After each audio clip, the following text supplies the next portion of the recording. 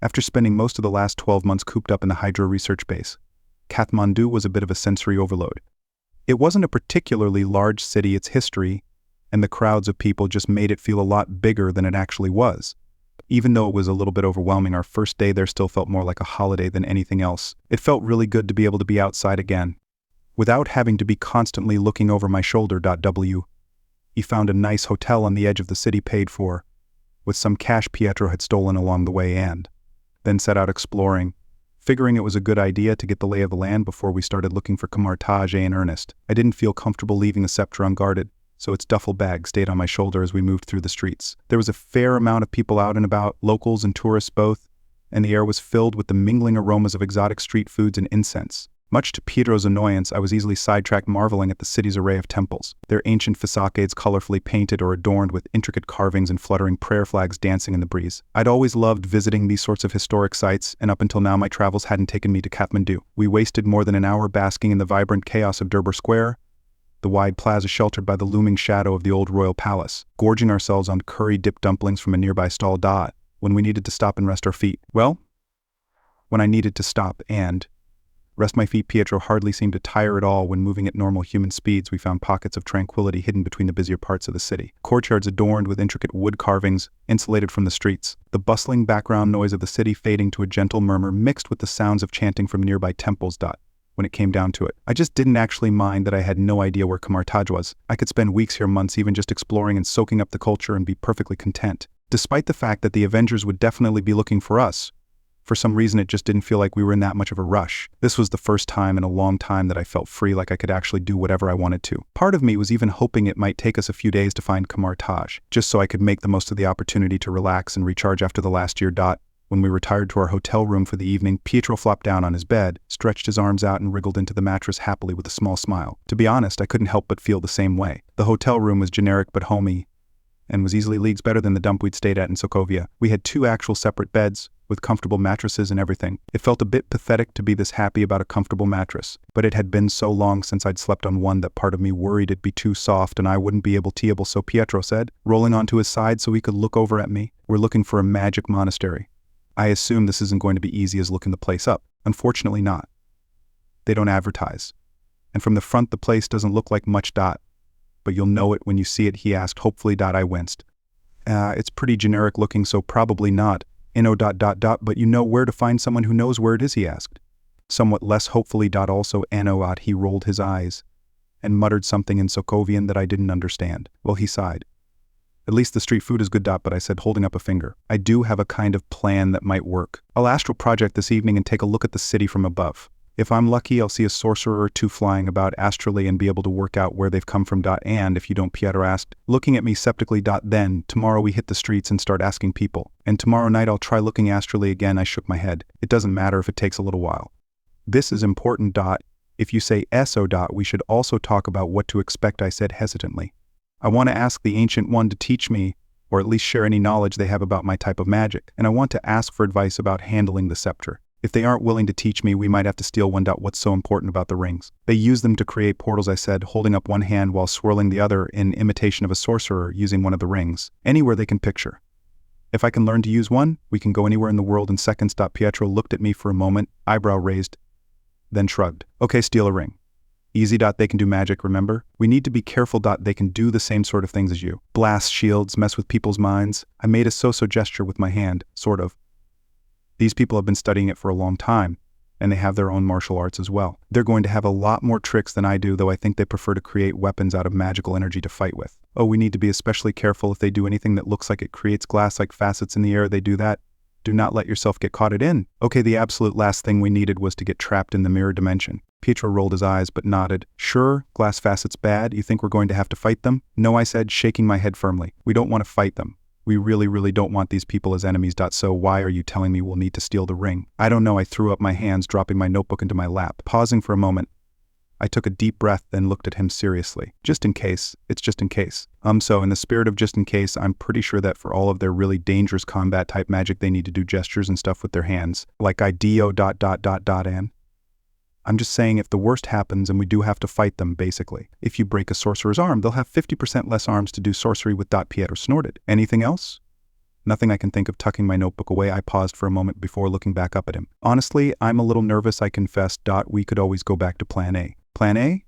He sat up and looked at me, eyes suddenly eager. We go after the Avengers. Kill Stark. I couldn't help the slight mo in response. While it was already going to be hard enough to try to get on friendly terms with the Avengers, I hadn't really managed to make any headway, and indeed, I just didn't really have anything but empty excuses and platitudes for Pietro when it came to Tony Stark without Ultron to unite against. It was going to be far harder to conjure a reason to set aside our grudge. Another common enemy would be great, except as far as I knew there weren't any major threats that any of the Avengers would get involved with for a while. The only thing I could do for now was stall. Not yet.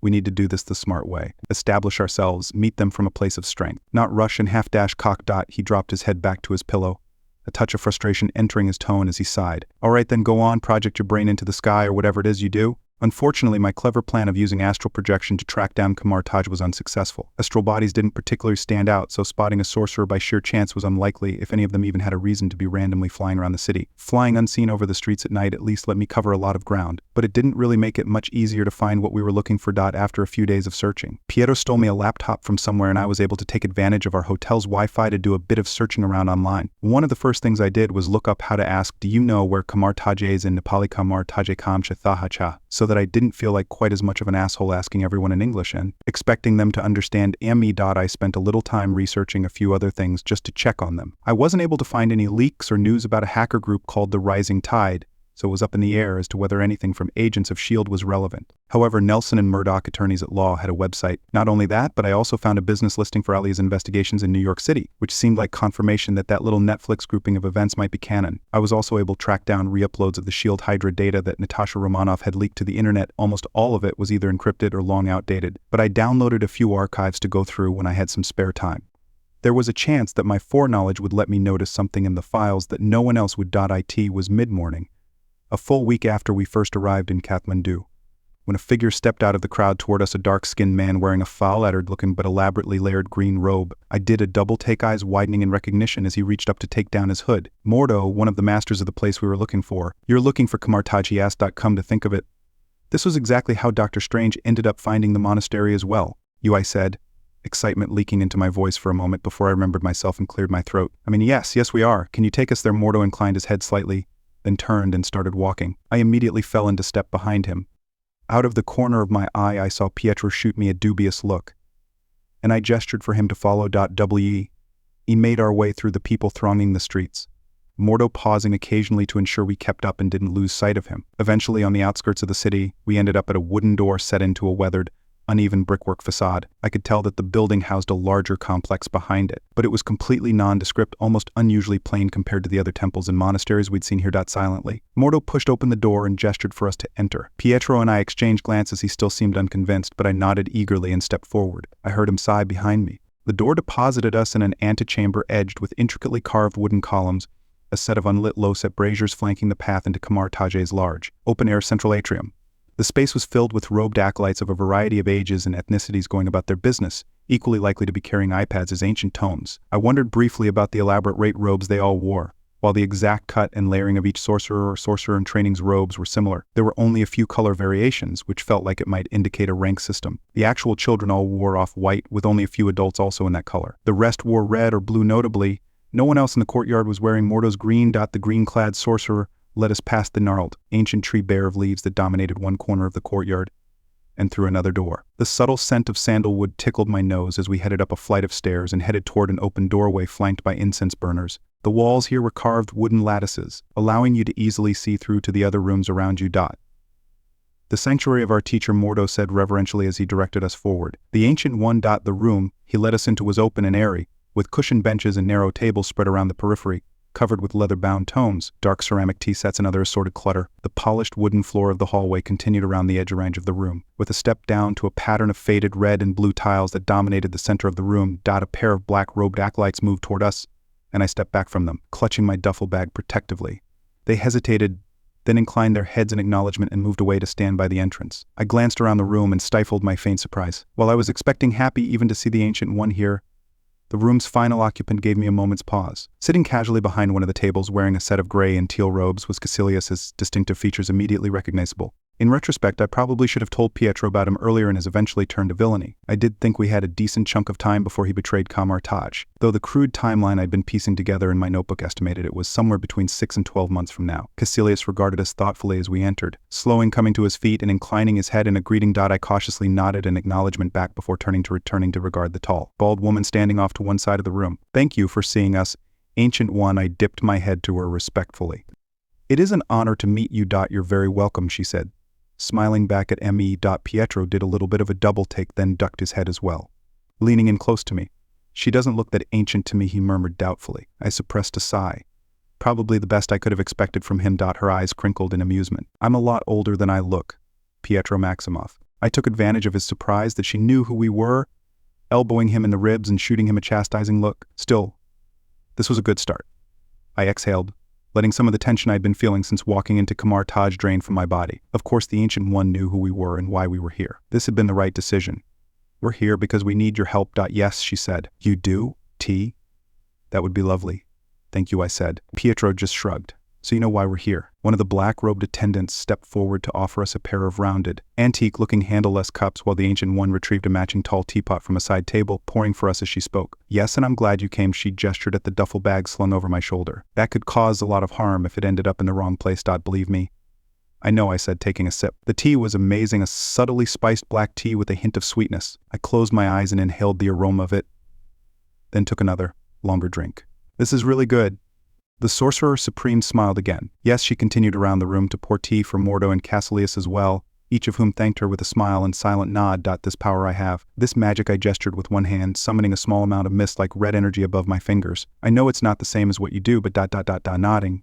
The Ancient One placed the teapot back on the side table, then performed a gesture of her own. Next to me, Pietro flinched again in surprise as a mandala of burning energy began to unfold in the air. The harsh orange geometry is almost electric compared to my own. The mystic arts we teach here harness energy drawn from other dimensions of the multiverse to cast spells, she said. You could learn it, potentially, just as anyone else can. Your chaos magic, however, is drawn from an innate personal source of power. Chaos magic, I nodded. Isn't it a kind of witchcraft? She flicked her hands forward and the sorcerer's diagram dissipated. It is, and it isn't. You were born with an innate talent and could have developed into an ordinary witch using it. But I'm not an ordinary witch. She looked at me and it was my turn to flinch a little, wilting under her piercing gaze. No, she said. You are not. Is there some overlap? I persisted. Whether you're using personal power or power taken from elsewhere, are there any similarities when it comes to techniques for channeling it, or the spells that it can be used for? Even if there isn't, Kamartaj has the most extensive library on magic in the world. Do you have any books on witchcraft? The Ancient One nodded slowly. Some of the discipline and techniques of sorcery could be applied to help you better channel your innate power, but I'm afraid that teaching you is out of the question. What? Why, I asked, caught off guard by the firmness of the rejection. Because you don't belong here, she said, dark green eyes, boring eyes. I placed my now empty teacup on one of the nearby tables. Do you mean that in it the timeline has been disturbed, and you should be in Sokovia working with Ultron way? Or, no, I mean it in a you should not be in this reality way, the Ancient One said softly. Also putting down her cup. I noticed that I'd taken a slight step backward without realizing it. Well, I said, stammering slightly. I'm here now, and I can make things better. I already have. There are a lot of people who don't need to die. I've already saved some. What? Who's going to die? Pietro asked, but quieted when I held up a hand. You sought me out to learn more of magic, not knowing or perhaps forgetting that it is the duty of the masters of the mystic arts to safeguard this world from threats that originate from beyond it.